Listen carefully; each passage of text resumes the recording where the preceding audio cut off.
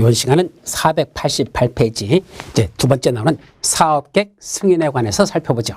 이때 사업계획 승인을 받아라 그랬으니까 이때 사업계획 승인을 받는 건 누가 사업계획 승인을 받아야 되느냐, 어떤 행위를 하는 사람들이 사업계획 승인을 받느냐, 이게 핵심이죠.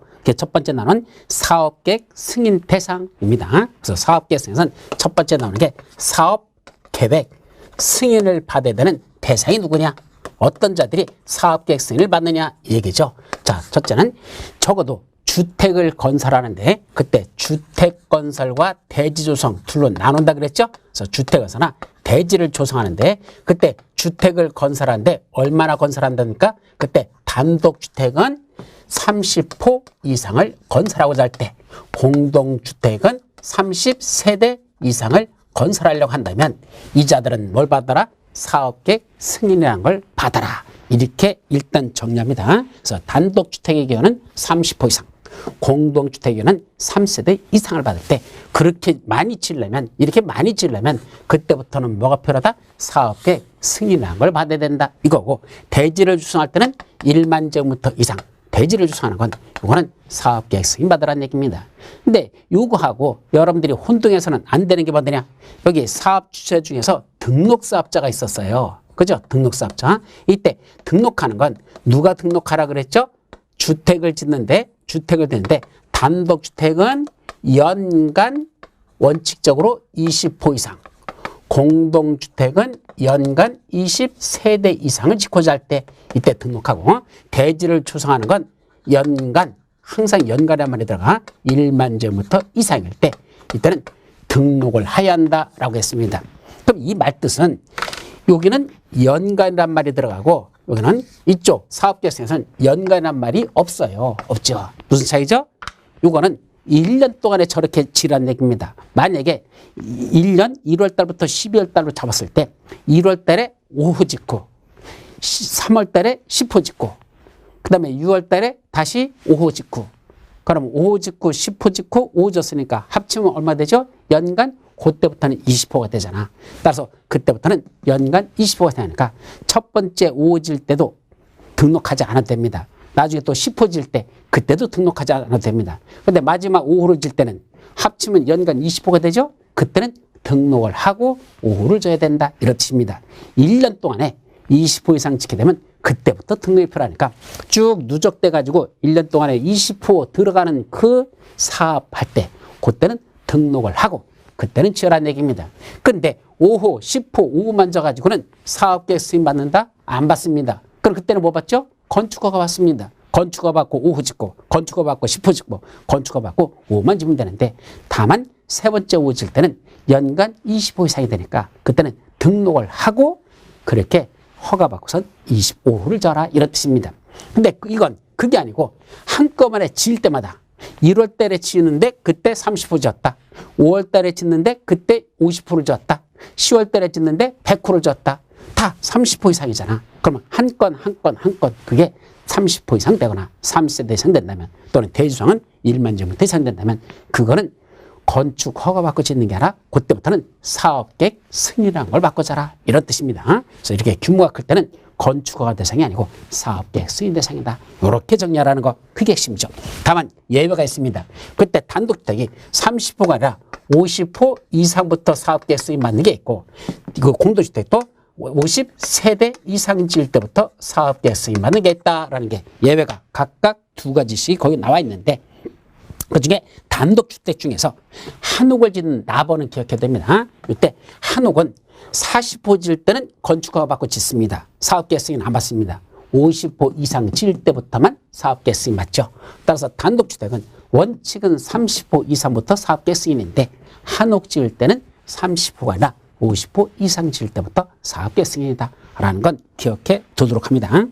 자, 공구별 분할 시행이라는 건 저 앞에서도 나왔었어요. 용어 정의할 때. 그때 공구별 분할 시행하려면 각 공구별로 300세대 이상 내야 되는데, 그러려면 주택단지는 최소한 얼마나 돼야 되죠?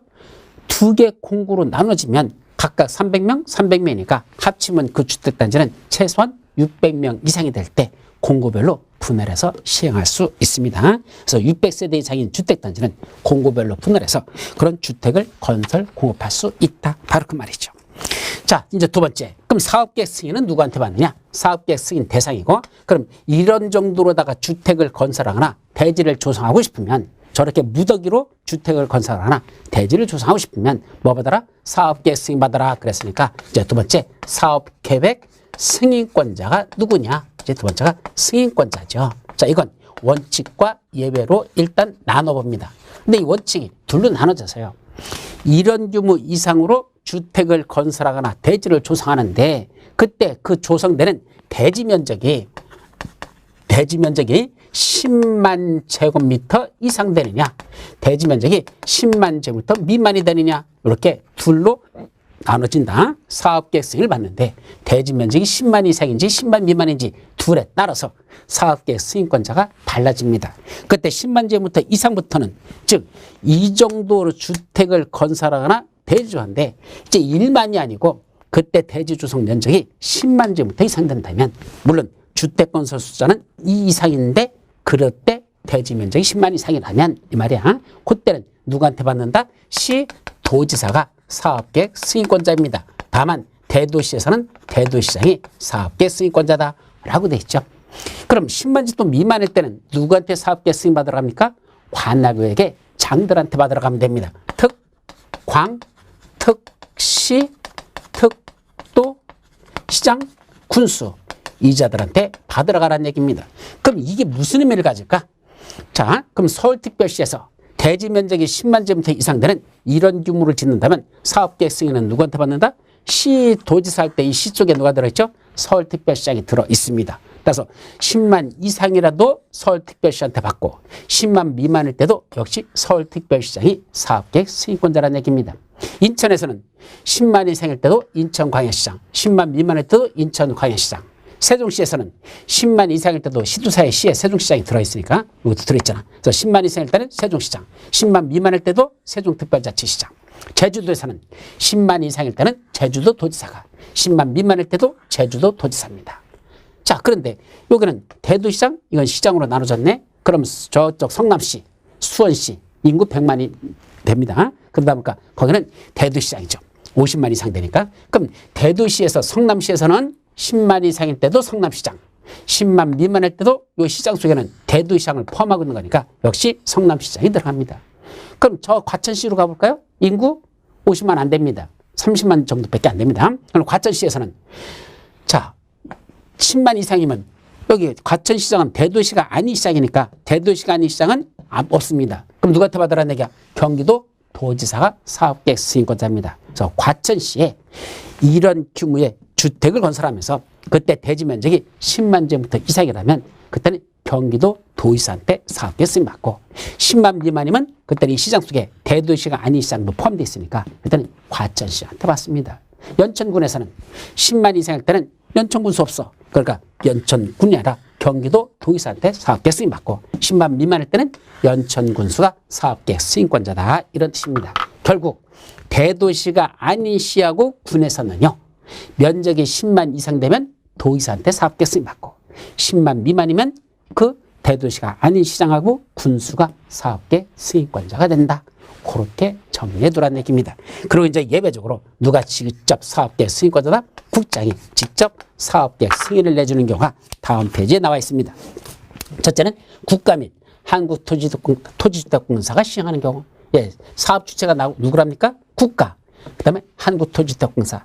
여기 지방자치단체 하면 틀려요. 국가하고 한국토지주택공사가 사업 주체일 때는 누구한테 사업계획 승인 받아라? 국장한테 직접 받아라. 두 번째, 면적이 330만 제곱미터 이상 되는 택지개발 사업하고 도시개발 사업. 그럼 택도. 이때는 어떻게 하죠? 330만 이상 되는 택도 없는 짓은 누구한테 받는다? 국장한테 받아라. 이렇게 돼. 330만 제곱미터에서는 택도 없는 짓은 누구한테 받는다? 국장한테 사업계획 승인 받는다. 이렇게 정리하고. 그 밑에 세 번째, 수도권 또는 광역시의 지역에 긴급한 주택난 해소가 필요하거나 그것도 한 번 났었고 또 하나 지역균형 개발 또는 광역적 차원의 조정이 필요하여 국장이 지정 고시하는 지역에서 주택건설 사업을 시행할 때도 누구한테 직접 받는다? 국장한테 직접 사업계획 승인 받는다. 그까지도 시험 문제가 출제됐었습니다. 맨 밑에 일정한 주상복합 건축물 같은 건 사업계획 승인 안 받는 게 나오는데 그 사업계획 승인에서 제외되는 거, 즉 이런 규모가 되는데도 불구하고 30세대 이상 짓는데도 불구하고 300세대 미만이야. 30세대 이상은 졌는데 300세대 미만일 때 그때 일정한 주상복합 건축물은 사업계획 승인을 안 받는 게 있는데 시험 문제 출제된 적은 없으니까 일단 넘어가자. 자, 이제 사업계획 승인과 관련돼서 뭐겠죠? 주택건설대지한 소유권 확보 여부가 나옵니다. 즉 주택건설대지에 대한 소유권을 확보해야지만 원래는 뭐 내준다? 사업계획 승인을 넣어줍니다. 주택건설대지에 대한 뭘 확보하라? 소유권 확보 여부가 있는데 그럼 원칙은 뭐 해야 되죠? 당연히 소유권을 확보해야 사업계획 승인 내줍니다.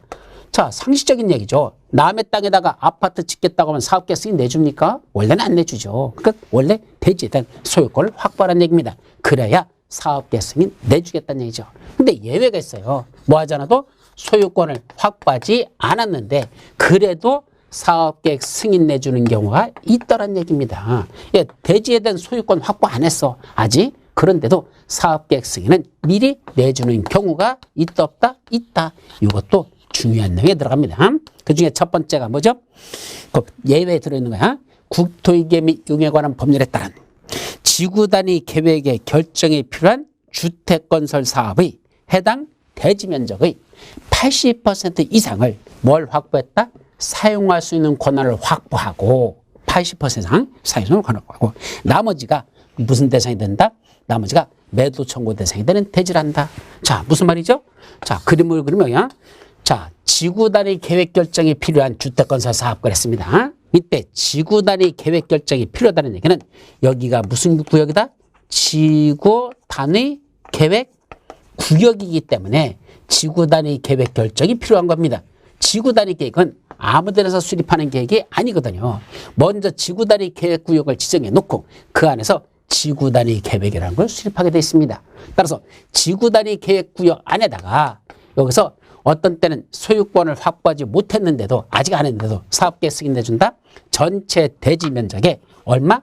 80% 이상이야. 그 80% 이상의 뭘 확보했습니까? 사용할 수 있는 권한을 확보하였다. 예, 사용권을 확보하고 나머지 얼마 남은 거 있죠?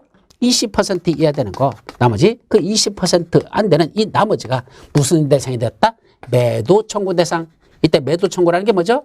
네 토지 나한테 팔고 너 떠나라 그러면 이 사람들 떠날 수밖에 없는 거. 팔고 떠나야 되는 거.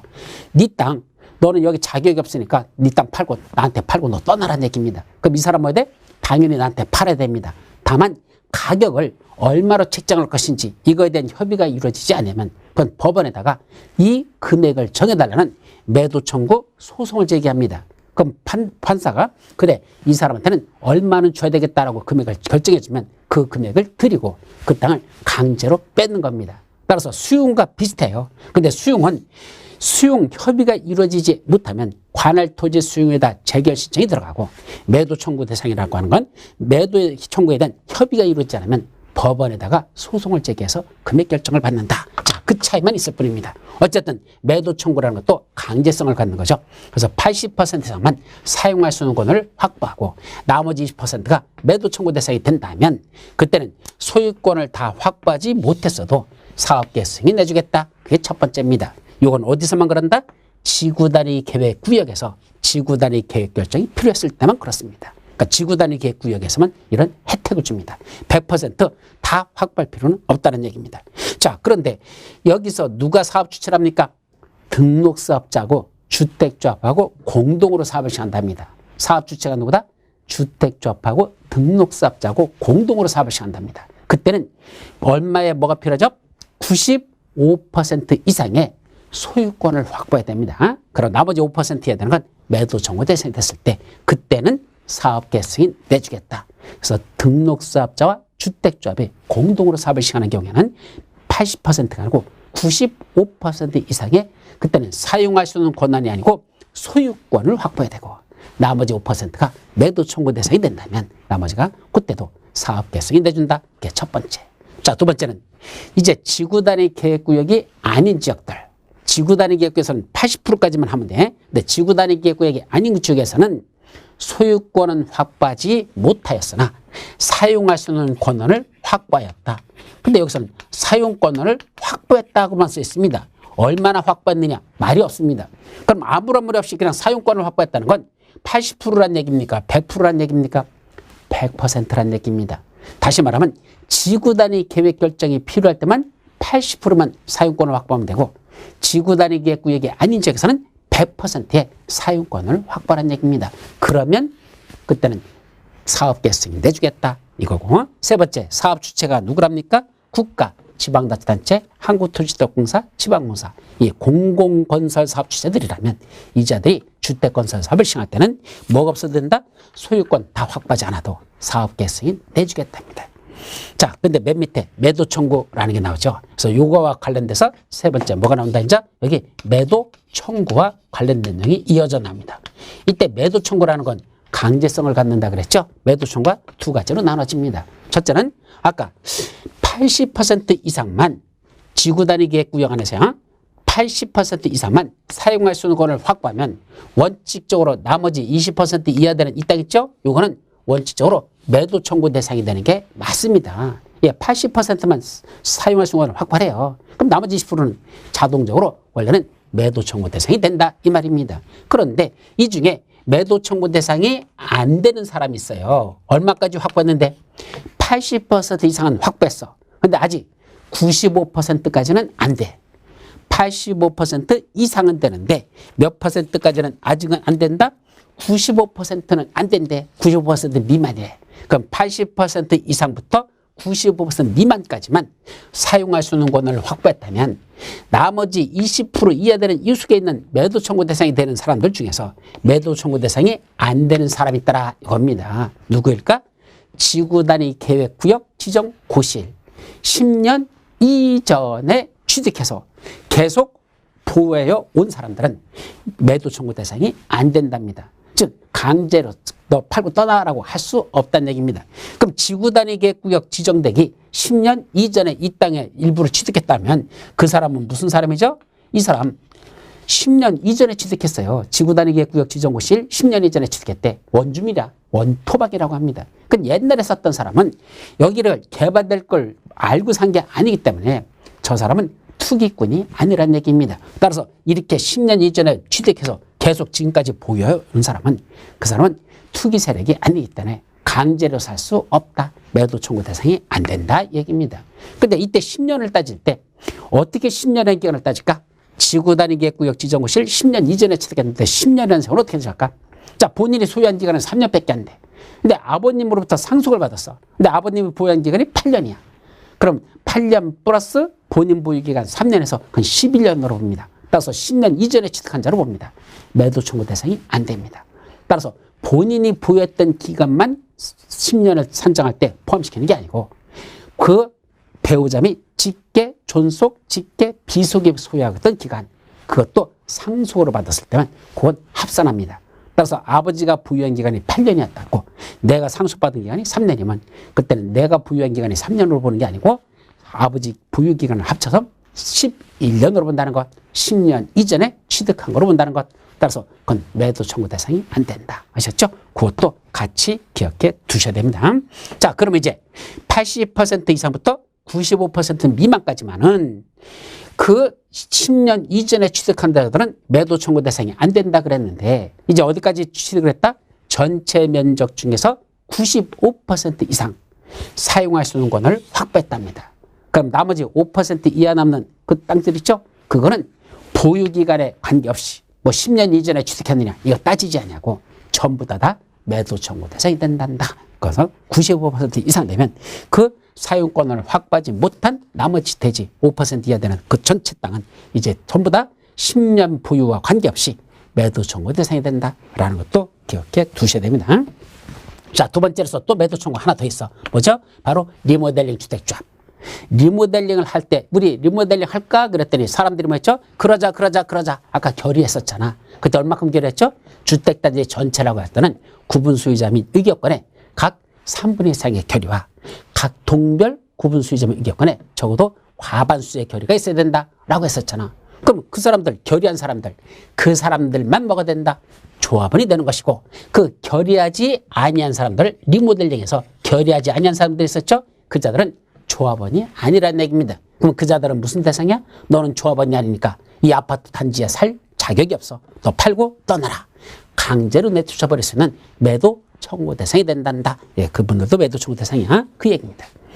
거기 소유자 확인이 곤란한 대지 등에 대한 처분하고 났는데 이거는 글쎄요. 시험 문제에서 아직 한 번도 출제된 적은 없어요. 그래서 이건 나중에 문제 풀이할 때 한번 볼 테니까 그때 살펴보도록 하고 지금은 넘어갑니다. 맨 밑에 승인 여부의 결정. 사업계획 승인 신청을 받았습니다. 그럼 사업계획 승인권자들 언제까지 승인 여부를 결정해서 통보해 줘야 될까? 60일입니다. 사업계획 승인 신청이 있으면 그 신청을 받은 날부터 60일 이내에 승인 여부를 통보하여야 한다. 여기는 60일, 그까지. 그 다음에 기부 체납은 과도하게 요구하지 말라라는 게 나오는데 뭐 그건 읽어보면 될 것이고 그 다음에 중요한 거 공사 착수 기간입니다. 이것도 중요해요. 자, 뭐 받았습니까? 사업계획 승인 받았습니다. 그러면 공사 들어가라는 얘기입니다. 이때 공사에 착수하는 건 원칙적으로 몇 년 이내에 해야 될까? 사업계획 승인 받은 날부터 원칙은 공사 착수는 5년 이내에 해야 된다. 이 5년이 원칙입니다. 사업계획 승인 받았다. 그로부터 5년 이내 공사를 착수해야 되는 게 원칙입니다. 그런데 공구별로 다 분할 시행한단다. 그럼 공구별 분할 시행은 어떻게 하는 거죠? 이게 주택단지를 둘로 쪼개가지고 제1공구, 제2공구 이렇게 분할한대.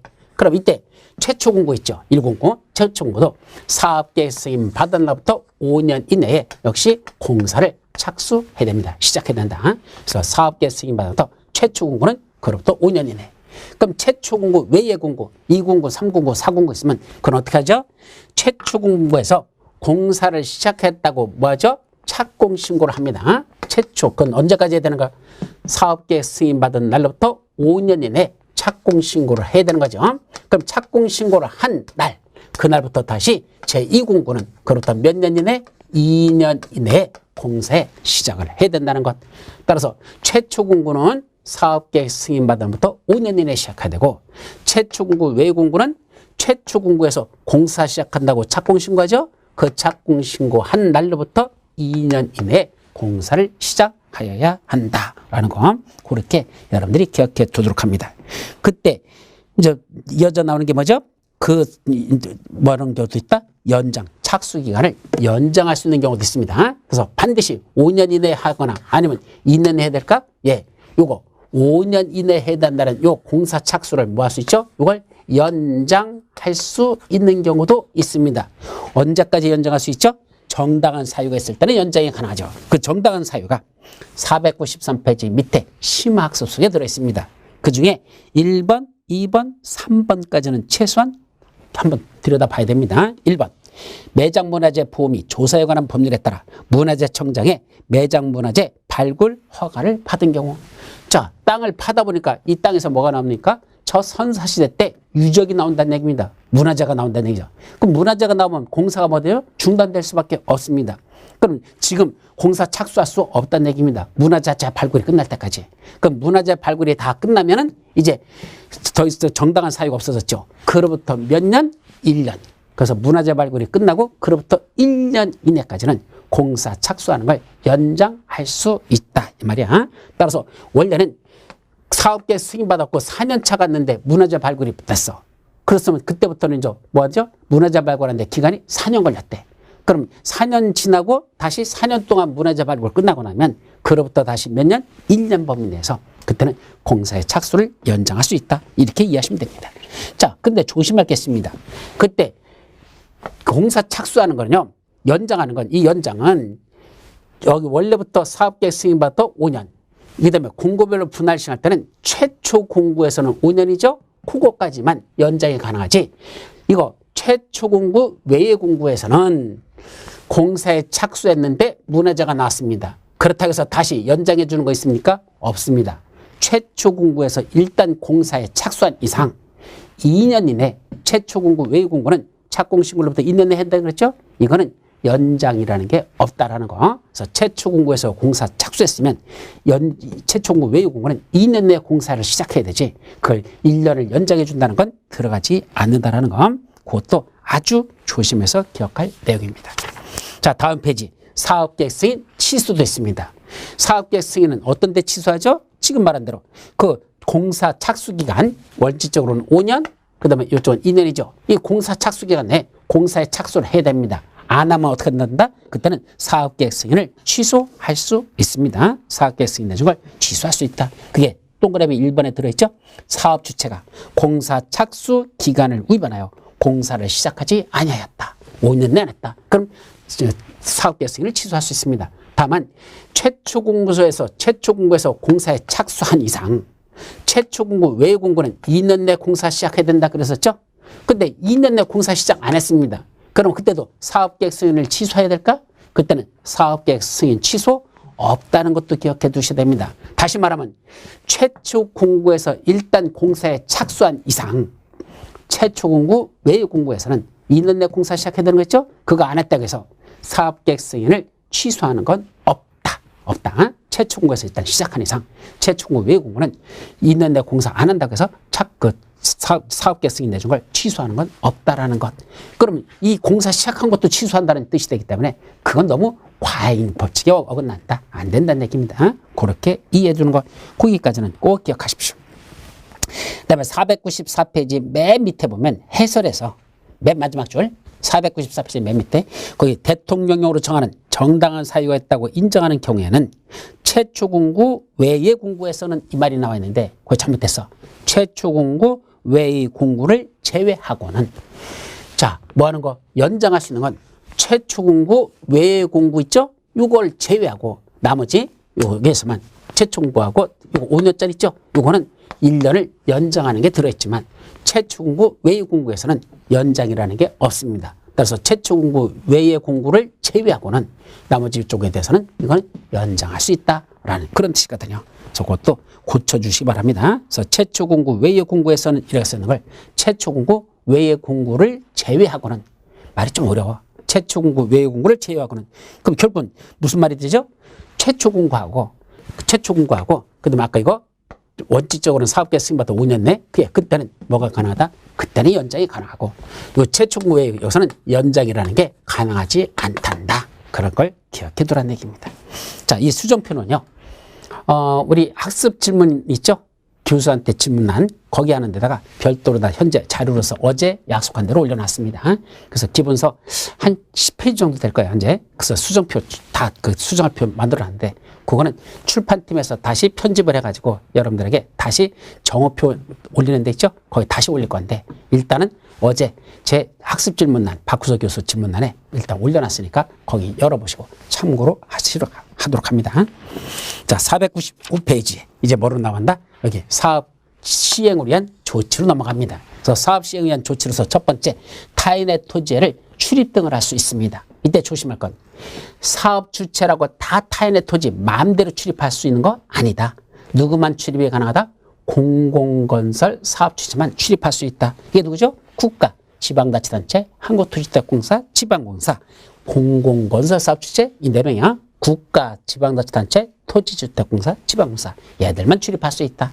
두 번째, 출입만 할 수 있는 게 아니라 뭐 하기 위해서만 출입이 가능하죠? 그 출입 등의 사유 중에 사업계획 승인을 받기 위한 조사 측량이 필요할 때 또는 국민주택 사업을 시행해서 필요할 때 이 두 가지 사유가 있을 때만 출입 등을 할 수 있고 이때 출입 등이란 단순한 출입, 일시사용, 장애물, 변경 제거 이건 국토법에 있던 거와 비슷해요. 그래서 단순한 출입, 일시사용, 장애물 변경 제거란 세 가지를 할 수 있다. 그까지가 첫 번째. 두 번째, 국민주택을 건설 공급하고자 하는 사업 주체만 민영주택 짓는 데들은 안 돼. 국민주택을 건설 공급하는 사업 주체만 뭐였죠? 각종 서류를 열람하거나 교부 청구하는 걸 뭐로 할 수 있다? 무료로 할 수 있다. 그것은 공짜로 할 수 있다. 이것들 중에 공익사업적 성격을 갖거든요. 세 번째, 토지 등의 수용사용 단페이지죠. 이때 수용사용도 조심할 건 민간건설 사업주체는 수용권을 주지 않습니다. 옛날에는 준 적이 있었어요. 아파트 지구라는 걸 지정해놓고 했었는데 지금은 아파트 지구라는 개념을 없애버렸고 이제는 수용권은 안 줍니다. 아까 말한 매도 청구권이라는 건 일부 있지만 매도 청구를 주지만 주택법에서는 이제 수용권이라는 건 안 준다는 거. 그러면 어떤 자만 수용할 수 있다? 국가, 지방자치단체, 한국토지주택공사, 지방공사 공공건설 사업주체 4명만 수용할 수 있는 권한이 있다는 거. 그때도 아무거나 다 수용합니까? 목적. 국민주택을 건설하거나 국민주택을 건설하기 위한 대지를 조성할 목적으로만 수용할 수 있다. 이때 수용은 원래 손실을 받은 자가 있는 경우는 그 수용을 해서 손실을 받는 자면 그 행위를 한 사업주체가 그 손실을 보상하여야 합니다. 근데 손실 보상하려면 먼저 협의를 하는데 협의가 이루어지지 아니한다. 그때는 관할 토지수용위원회에다 재결을 신청할 수 있습니다. 또 토지 등의 수용에 관해서 이 법에 없는 것들은 나머지는 공익사업을 위한 토지 등의 취득 및 보상에 관한 법률을 준용하면 되죠. 근데 수용과 관련돼서 이 법에 특별한 규정이 2가지가 있습니다. 그 중에 첫 번째 건 기억해야 됩니다. 자, 원칙적으로는 뭐가 있어야 수용권이 있죠? 공익사업이라는 걸 인정받아야 수용권이 생긴다 그랬습니다. 근데 여기는 따로 사업인정이라는 걸 받으러 갈 필요가 없습니다. 뭐만 있으면 사업계획 승인이라는 걸 받으면, 사업계획 승인을 받으면 이걸 공익사업을 위한 토지의 취득 및 보상에 관한 법률에 따른 사업 인정을 받은 것으로 봅니다. 그래서 사업계획 승인을 받아라. 그럼 그걸 뭐로 본다? 사업 인정을 받은 거로 보겠다라는 내용입니다. 재결 신청은 뭐 중요한 거 아니고, 이제 옆에 이제 4번째 주택건설 용지의 확보. 사업 시행에 필요한 조치야. 그중에 4번째 가면 갈수록 주택을 건설할 땅이 없습니다. 그 땅들은 다 뭐 했죠? 이미 아파트 같은 게 지어지고 뭐 상가가 들어치우고 나다 보니까 사실 주택을 지을 만한 적당한 땅이 이제 부족하다는 얘기입니다. 그래서 이 주택법에서 그런 주택건설 용지를 용이하게 확보할 수 있도록 법에서 도와주겠다는 얘기입니다. 사업주체를 도와주는 거야. 몇 가지 방법이 있다? 2가지 방법이 있습니다. 그 중에 첫 번째가 국가나 지방자치단체가 소유하고 있는 국공유지를 일정한 자격이 있는 자에게 우선 매각하거나 임대할 수 있다. 국공유지의 우선 매각 및 임대라는 게 첫 번째죠. 이때 국가나 지방자치단체 그 국공유지를 아무한테나 우선 매각하거나 임대하면 안 되겠죠. 그건 특혜가 될 수 있으니까. 따라서 누구한테만 준다? 3사람에게만 우선 매각하거나 임대할 수 있습니다. 그 중에 첫 번째, 국민주택 규모의 주택을 50% 이상 건설하는 주택에 건설하고자 하는 사업주체들. 자, 국민주택 규모 그랬으니까 원칙 주거전용 면적 85제곱미터 이하, 예외 100제곱미터 이하되는 그걸 얼마나 짓는답니까? 국민주택이 아니야. 국민주택 규모라 그랬으니까 민영주택이라 하더라도 85제곱미터 이하로 짓는다. 그게 국민주택 규모죠. 자, 전능에 그걸 1000세대를 짓는다는데 그 1000세대 중에서 최소한 국민주택 규모로 짓는 걸 얼마나 짓는다? 50% 이상, 500세대 이상을 국민주택 규모로 짓는다면 그렇게 짓고자 하는 그 땅을 누구 걸 주겠다? 국공유지를 그 자들에게 우선 매각하나 임대할 수 있다. 국민주택 규모의 주택을 50% 이상 건설하고자 하는 사업주체. 그 자에게는 국공유지를 우선 매각할 수 있다. 2번째, 주택조합에 건설하는 주택. 이거 조합주택이라 하는데 그 조합주택한테도 그 국공유지를 우선 매각하나 임대할 수 있다. 3번째, 이러한 주택들을 건설하겠다고 1, 2번에 대한 주택을 건설하겠다고 뭐 하는 자? 대지를 주선하는 자. 그런 주택을 건설을 목적으로 한 대지를 주선하는 자들에게도 국공유지를 우선 매각하나 임대할 수 있습니다. 자, 문제는 우선 매수했습니다. 자, 그리고 임대했습니다. 임차했습니다. 그럼 매수한 날로부터 또는 임차한 날로부터 또 몇 년 이내에 그런 주택을 건설하거나 대지를 조성해야 됩니까? 예, 너무 시간 끌지 말라는 얘기입니다.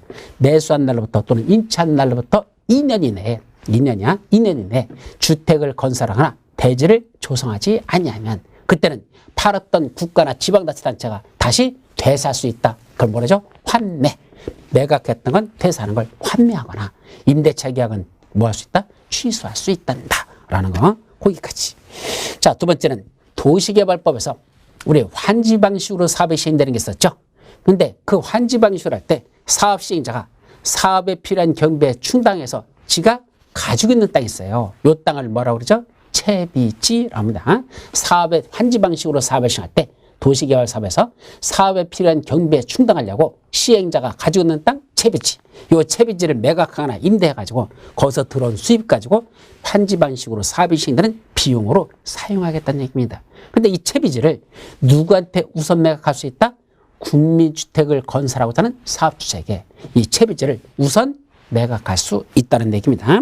그럼 이제 사업주체가 국민주택 용지로 사용하기 위해서 도시개발사업 시행자를 찾아갑니다. 가서 뭐라죠? 어이 사업 시행자, 네가 갖고 있는 채비지 있잖아. 그거 팔을 거 아니야. 그거 누구한테 팔아라? 나한테 내가 국민주택을 지려고 하니까 나한테 우선적으로 매각하라 라고 이 사업 주체가 도시개발 사업 시행자에게 매각을 요구할 수 있습니다. 이때 매각할 수 있는 채비지 총 면적의 얼마까지만 50% 범위 내에서 우선적으로 매각할 수 있다는 거. 따라서 채비지 총 면적 다 달라는 게 아니고 50%까지는 우리 국민주택을 지려고 하니까 나한테 파세요 라고 매각을 요구할 수 있습니다. 이때 매각하는 방법은 원칙은 경제입찰입니다. 즉 그 땅을 사고자 하는 사업주체가 여러 명이다. 그럼 경제입찰에 붙이라는 얘기입니다. 다만 매수하고자 하는 사업주체가 한 명밖에 없다. 그럼 경제입찰 못하죠? 수익이하고를 할 수 있다. 당연한 얘기입니다. 맨 밑에 환지계획 수립 전 매각 요구. 이건 무슨 말이죠? 도시개발 사업 시행자가 환지 방식으로 사업을 시행하는데 아직 환지계획이 수립되기 전입니다. 따라서 어디를 채비지로 할 것인지가 아직 환지계획에서 안 나왔다는 얘기입니다. 그럼 그때 그 매각할 채비지를 조각조각 내가지고 조그맣게 쪼개가지고 야 이거 너 가져가라. 이거 안 된다는 얘기입니다. 왜냐하면 공동주택 같은 걸 지으려면 집단적으로 조성돼야 되거든요. 따라서 한쪽에 몰아서 그 매각할 채비지를 정해줘야 되지 조각조각 내가지고 흩어서서 주지 말랍니다. 이게 하나의 단지가 되도록 정하여야 한다라는 게 맨 마지막에 나와있죠. 그래서 환지계획이 아직 수립되기 전에 채비지 매각 요구가 있으면 근데 환지계획에서 채비지 위치를 어떻게 정한다? 하나의 단지가 되도록 한쪽에 몰아서 줘야 된다라는 거. 그것까지. 다음 페이지. 이때 채비지 양도하는 가격은 감정평가업자가 평가한 감정금액을 원칙을 합니다. 그래서 원칙은 감정가격으로 한다라는 거. 다만 임대주택 등을 건설하고자 하는 그 채비지 매각할 때는 그때는 싸게 팔아야 될까? 임대주택 짓고 사는 땅은 비싸게 받아야 될까? 아무래도 임대료를 저소득층이 사는 거니까 낮춰야 되겠죠? 그러려면 대지 공급도 싸게 됩니다. 그때는 조성 원가를 기준으로 할 수 있습니다. 따라서 원래 채비지를 매각할 때는 원칙은 감정가격인데 그런 임대주택 등을 건설하고자 하는 채비지 매각할 때는 조성 원가를 기준으로 할 수 있습니다. 토지 매수 업무 등의 위탁, 이거는 아직 시험 문제가 한 번도 안 났어요. 국가나 한국토지주택공사가 무슨 사업을 하려고 한다? 그런 주택건설 사업 또는 대주성 사업을 하기 위한 뭐를 하려고 하죠? 토지 매수 업무, 그에 따른 손실보상 업무를 하려고 합니다.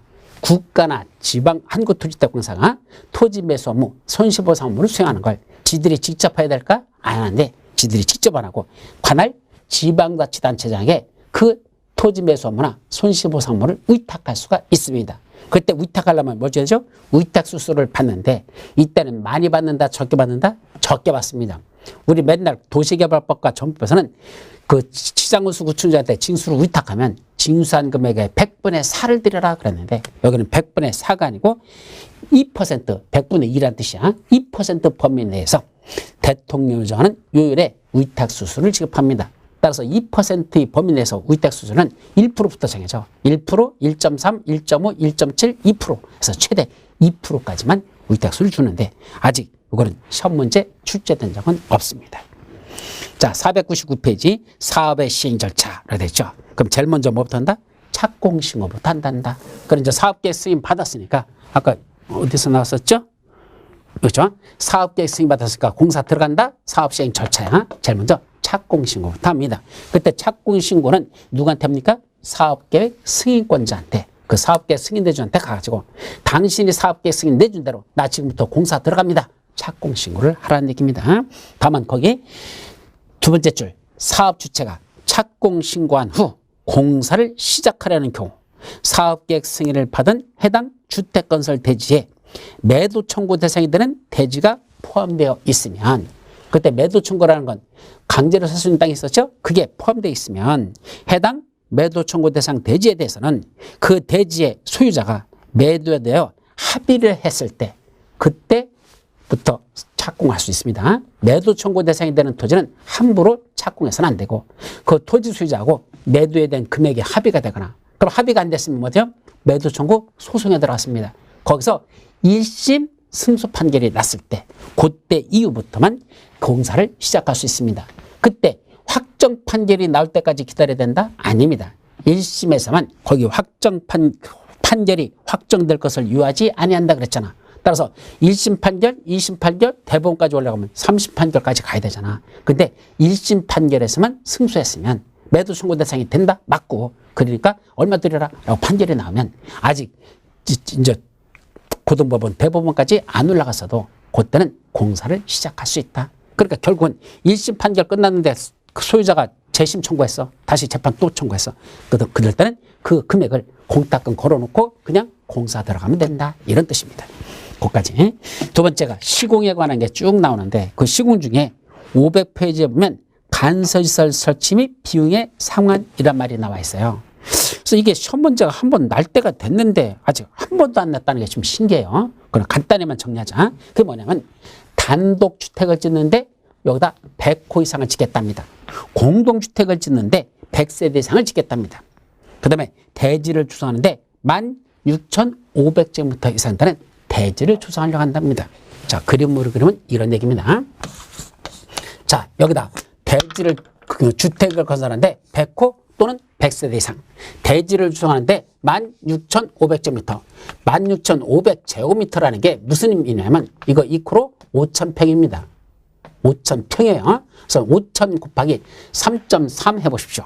5,000 곱하기 3.3 하면 그게 16,500제곱미터라는 게 나옵니다. 따라서 이건 5,000평을 말하는 게 16,500제곱미터인데 이런 규모로 주택을 건설하거나 대지를 조성하겠답니다. 그러면 이때 이 주택단지까지 들어가는 뭐가 있어야 돼요? 진입로를 내야 될 거 아닙니까? 이 진입 도로도 내야 될 것이고 거기다 전기시설, 가스시설, 통신시설, 지역난방시설 같은 기간시설 설치가 필요하다는 얘기입니다. 그럼 그 기간시설 설치하는 걸 누가 할 것이냐? 원래는 누가 해야 되죠? 사업 주체들이 지들이 전기시설 끌어들이고 통신시설 끌어들이고 도로 같은 거 끌어들여야 됩니다. 근데 아니래. 이런 100호 또는 100세대 이상의 주택을 건설하거나 또는 16,500제곱미터 이상 되는 이런 대지를 조성한다면 그때는 여기에 들어가는 이 간선시설 중에서 도로하고 전기하고 가스하고 통신시설, 지역난방시설, 우체통 이런 것들은 누가 만들어준다? 각각의 공공기관이 지들이 만들어주랍니다. 그중에 첫 번째 도로하고 상하수도 시설은 지방자치단체가 의무적으로 설치해줘야 되고 거기에 들어가는 거 도로하고 상하수도. 그 다음에 전기시설, 가스시설, 통신시설, 난방시설은 각각 전기공급자 한전이겠죠. 가스공사. 그 다음에 통신시설, 그건 한전 같은데, 통신시설은 KT 뭐 이런 데겠죠. 통신시설, 그 다음에 난방, 지역난방공사 이런 데서 각각 전기시설, 가스시설, 통신시설, 지역난방시설을 의무적으로 설치해주고 국가는 뭐만 만들어준다? 우체통이나 만들어주랍니다. 참, 우체통 하니까 제가 강의할 때 사람들 다 웃습니다. 요새가 무슨 시대인데 무슨 우체통 만들어줍니까? 그저 공중전화기도 사라지는 시대인데 우체통이 무슨 의미가 있습니까? 그죠?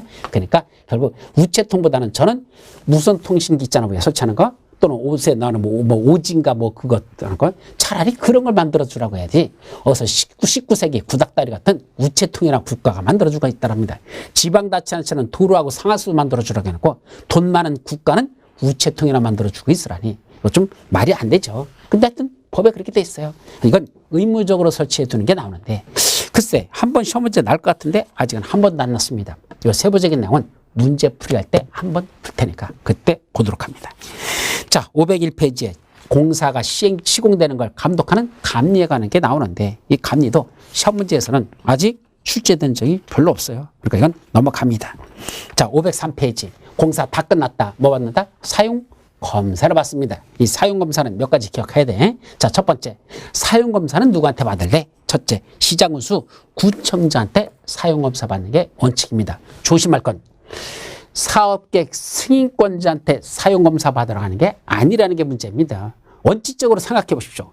자, 여러분들이 이런 주택을 건설하거나 대지를 조성하는데 이런 규모 이상으로 지을 때는 뭐 받는다? 사업계획 승인 받아라 그랬잖아. 그럼 사업계획 승인 받고 이제 누구한테 받았어? 원래 시도사, 대도시장, 예배, 특강, 특시도시장, 군수, 또 국장 이런 자들에게 사업계획 승인을 받았습니다. 그럼 사업계획 승인 받으러 착공신고 했잖아. 아까 착공신고는 누구한테 한다 그랬죠? 사업계획 승인권자에게 착공신고합니다. 공사 다 끝났습니다. 또 누굴 찾아가야 돼?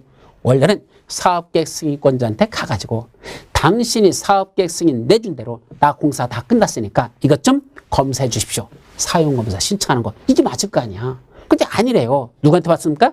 시장군수 구청장한테 사업계획 승인을 받으랍니다. 그러다 보니까 문제는 어떻게 되죠? 사업계획 승인 내준 게 만약에 시도지사라고 한번 생각해보자. 그럼 서울에서는 서울특별시장, 그리고 대지 면적이 10만 제곱미터 이상일 때는 서울특별시장, 미만일 때도 서울특별시장입니다. 그럼 서울에서는 원칙적으로 서울특별시장이 사업계획 승인을 내줬습니다. 공사 다 끝났습니다. 누구한테 받으랍니까? 시장군수 구청장이니까 여기서는 구청장입니다. 그럼 만약에 여기가 구로구니까 구로구 구청장이 이제 뭐 하러 갑니까? 사용검사하러 갑니다. 가면 사업 주체가 뭐라고 말할까? 자, 이런 규모로다가 사업계획 승인 받았는데 그때 받은 건 누구한테 받고? 서울특별시장한테 받았는데 검사하러 가는 사용검사권자는 구로구청장입니다. 그럼 구로구청장이 가가지고 검사하면서 뭐라? 야, 이거 사업계획 승인 받은 거하고 내용이 좀 다른 것 같은데? 문제가 있는 것 같은데? 라고 지적을 하면 그 사업 주체가 구로구청장한테 뭐라고 할까? 아이고 구청장님 왜 그러십니까? 이거요. 전번에 서울특별시한테 사업계획 승인 받을 때 서울특별시한테 이렇게 해도 괜찮다고 해서 사업계획 승인 받은 대로 한 거거든요. 당신은 사업계획 승인 받은 거 어떻게 냈는지도 알지도 못하는 자가 뭐 와가지고 검사한다고 뭐 아는 척하면서 이게 뭐가 문제가 있나 이렇게 따진다? 아이씨. 구청장님, 그거 시장님이 그렇게 해도 괜찮다고 사업계획 승인됐을 때 그랬다니까요. 그러니까 괜히 쓸데없이 이런 거 따지지 마시고 우리 날씨도 더운데 저기 가서 막걸리 한 잔 드시면서 그냥 나중에 가실 때 디트노크 열어보시면 거기 사과박스 한 2개 들어있을 거니까 그거나 가지고 가시죠. 이런 우라질, 이런 일이 발생할 수 있다는 얘기입니다. 즉 사업계획 승인 내준 자가 서울특별시장이면 검사하는 것도 서울특별시장에 가서 검사를 해야 책임 있게끔 지가 승인 내준 대로 했는지를 검사할 수 있지. 승인 내준 새끼 따로 있고 검사하는 새끼 따로 구청장에 간다면 이게 제대로 되겠습니까, 여러분? 이런 걸 법이라고 만들어 놓고 시행하고 있는 이런 개벽다구들이 있으니까 결국 아파트가 부실공사가 이루어질 수밖에 없는 것이고 제대로 되지를 않는다는 얘기입니다. 이런 건 내려보낼 일이 아니에요. 지가 사업계획 승인내줬으면 승인내준 자가 지가 검사해야 되죠. 건축법은 안 그랬거든요. 건축허가 내준 자가 나중에 사용승인권자도 건축허 허가권자입니다. 그 지가 승인내줬으니까 허가 내줬으니까 검사도 나중에 제대로 졌는지 지가 검사합니다. 그게 제대로 된 거지. 어떻게 여기는 사업계획 승인권자와 그 사용검사권자가 서로 분리시켜버렸다는 게 이게 제대로 말이 되는 얘기입니다. 다만 예외는 맞아. 국토교통부장이 사업계획 승인 내준 건 누가 검사한다? 국토교통부장이 직접 검사한대요. 그것만 제대로 돼 있어. 이거는 잘못돼 있어. 여기 시도사들이 사업계획 승인 내준 건 시도사들이 하는 게 아니라 시장우수 구청장이 사용검사권자라는 거. 이거는 대단히 잘못됐다는 거. 거기까지만 여러분들한테 지적하고 넘어가도록 하죠. 자, 그 보충학습 보면 공사가 완료되고 나서 받는 검사를 무엇이라고 할까요? 예, 국토법에서 도시군 계획 시설사업에서 공사가 다 끝났다? 그때는 준공 검사를 받습니다. 도시개발법에서 도시개발 사업이 다 끝났다? 준공 검사를 받습니다. 정비법에서 정비 사업이 다 끝났다? 준공 인가를 받습니다. 건축법에서 건축 공사가 다 끝났다? 사용 승인을 받습니다. 주택법에서 이 주택건설 사업이 다 끝났다? 사용 검사를 받는다. 이었지 법마다 용어들을 다 빠르게 쓰고 있다. 사실 대단히 못마땅합니다. 그냥 하나로 용어 통일한다고 해서 뭐가 덧나나. 이런 것들도 법마다 다 똑같은 용어를 다 다르게 쓴다는 거. 가진다나 요새 머리에 용량이 부족해가지고 그죠? 여러분들 머리는 1기가바이트도 안 됩니다. 기가나 메가바이트밖에 안 될 겁니다. 1메가바이트밖에 안 되는 머릿속에 이것들을 구분해서 다 집어넣으려니 얼마나 돌아버립니까? 그죠? 이런 거 하나도 그냥 통일해가지고 공사 다 끝났어? 사용검사 하든지 아니면 중고검사 하든지 통일하면 되지. 굳이 다 이렇게 나눠서 써야 되는지는 아직도 솔직히 이런 건 좀 의문이 있습니다. 누군가가 하나로 통일하는 사람이 필요하다. 천하통일이 필요하다. 라는 생각을 합니다.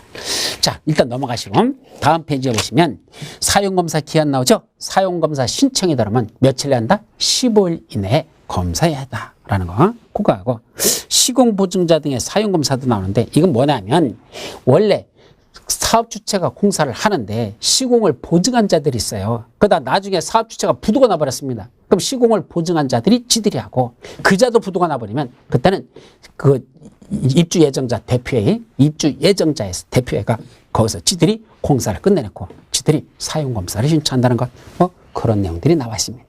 옆 페이지 임시 사용 승인도 있습니다. 자, 전체 주택단지 전체가 공사가 끝나야 사용검사를 내주는데 그중에 일부 동만 완공되고 나머지는 아직 공사가 진행 중입니다. 그럼 일부 완공된 것만 임시 사용 승인을 받을 수 있습니다. 둘로 나눠지죠.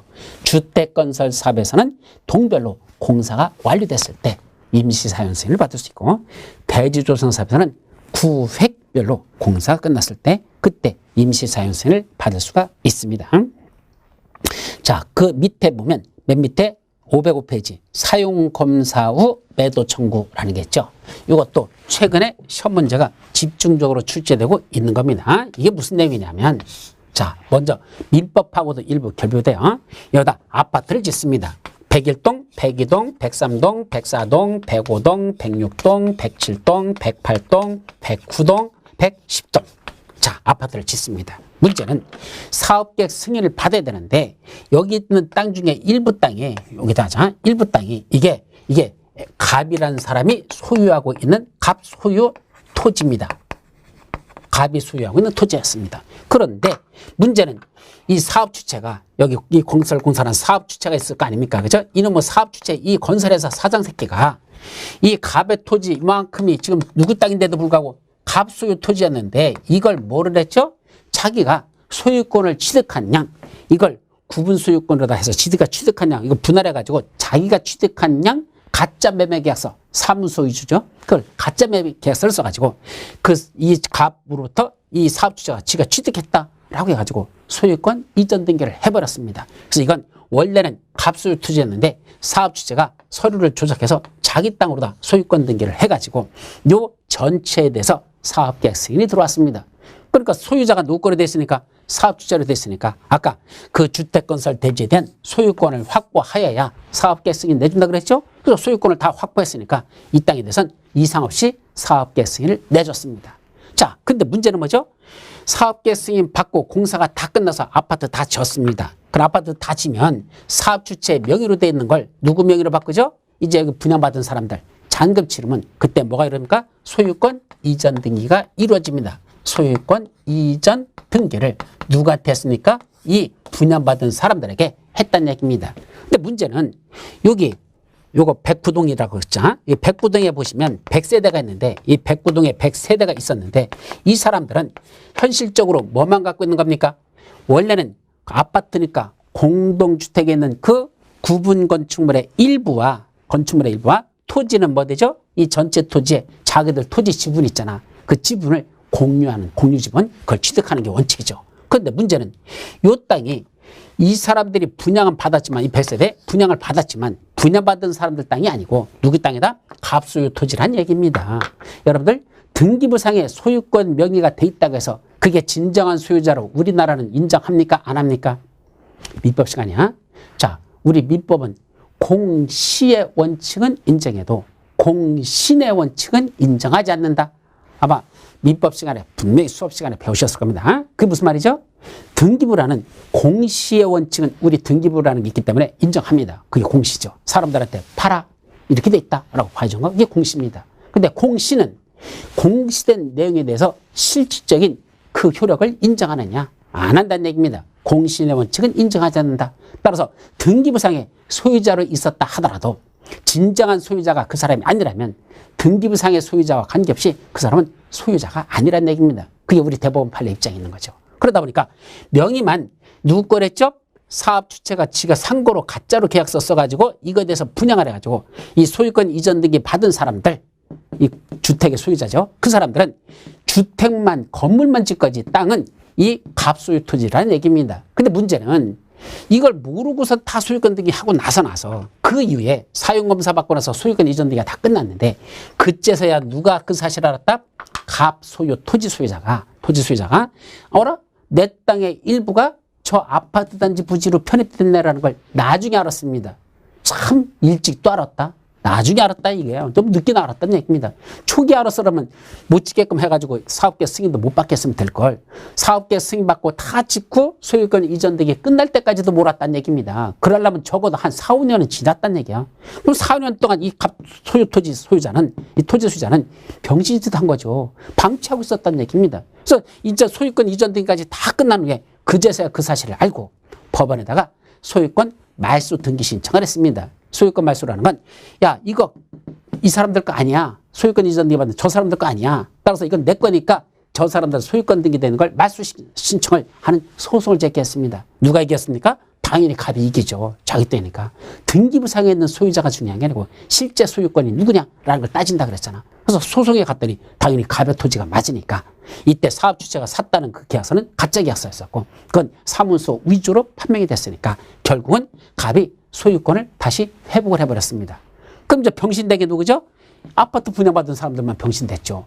아파트 건물은 자기들 건데 토지는 갑게 돼버렸네. 그러면 이때 누가 그 아파트의 주인들이 이 분양받은 사람들이 이 갑 토지 소유자를 가가지고 뭐한다? 매도 청구권을 행사합니다. 매도 청구 뭐죠? 네 땅 우리한테 팔아라 라고 매도 청구 소송을 제기할 수 있다는 얘기입니다. 왜 매도 청구권을 줬죠?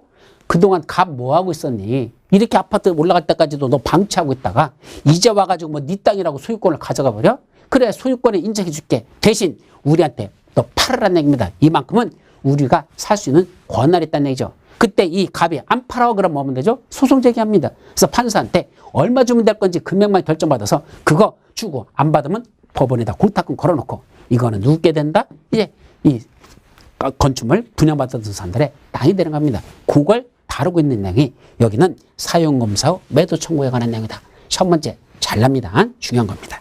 자, 첫 번째 보니까 주택의 소유자들은 이때 주택의 소유자가 누구죠? 이 사람들. 아까 이 소유권이 이전되면 주택의 소유자들은 주택단지 전체 대지에 속하는 일부의 토지에 대해서 주택단지 전체는 토지의 요거 일부에 대해요.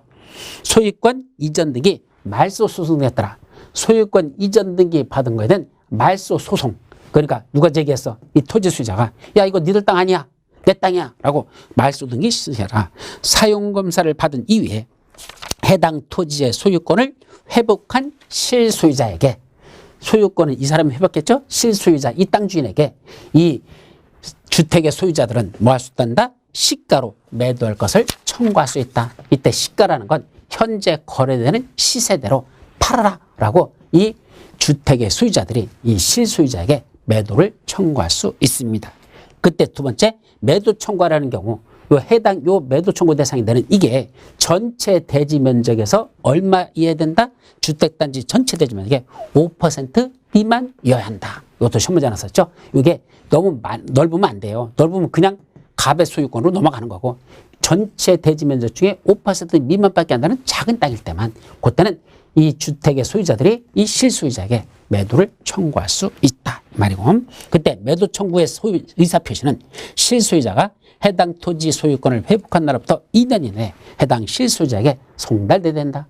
따라서 이 사람이 소유권 이전 등의 말소 청구 소송을 해서 승소해서 이겼죠? 소유권 회복했죠? 그로부터 2년 이내에 야, 네 땅, 네 땅 이거 우리한테 팔아라 라고 이 사람들이 매도 청구 소송을 제기하면 2년 이내에 해야 된다. 이 말이고 그때 매도자에 대한 매도 청구 소송 아니 대표자에 의한 매도 청구 소송은 여기 100명 있었잖아. 이 주택의 소유자들 이 100명이 다 할 수는 없잖아요. 그래서 그중에 대표자를 뽑아가지고 그 사람이 이 실소유자하고 매도 청구 소송의 당사자가 되는 겁니다. 그래서 소송의 원고가 되는 거고 이쪽이 피고가 되겠죠. 그렇게 소송을 제기할 때 대표자를 뽑으라 합니다. 그때 대표자는 주택의 소유자 전체 4분의 3 이상의 동의를 받아서 진행합니다. 그래서 대표자 뽑는 건 전체 이 100세대 중에 4분의 3이니까 75%네. 75명 이상이 오케이 한 사람, 그 사람을 대표자라 해가지고 그 사람이 매도 청구 소송의 대표자가 되는 겁니다. 그 밑에 매도 청구에 관한 소송에 대한 판결은 주택의 소유자 전체에 대하여 효력이 있다. 자, 이게 무슨 말이죠? 여기 소송에 참여한 사람이 100세대가 아니고 50세대만 소송에 참여했어요. 그럼 나중에 판결이 나잖아. 그러면 나머지 소송에 참여하지 않은 50명 있죠. 그 사람들에게도 이 판결은 효력이 미친다는 것. 그렇게 기억하시고 주택의 소유자들은 매도 청구로 인하여 발생한 비용의 전부를 누구한테? 사업주체에게 야 네가 내라 라고 구상권을 행사할 수 있습니다. 다시 말하면 이 땅값하고 소송비 들어간 거 있잖아. 그죠? 아까 시가에 따라 매도 청구 소송 들어가죠? 그럼 그 땅값하고 소송비 이거는 누가 부담한다? 사업주체 니들이 내라는 얘기입니다. 따라서 네가 내라고 이때 이제 주택의 소유자들은 이 사업주체한테 구상권을 행사할 수 있습니다. 얼만큼을? 전부. 그 소송 비용 들어간 전부를 이제 구상할 수 있습니다. 거기까지.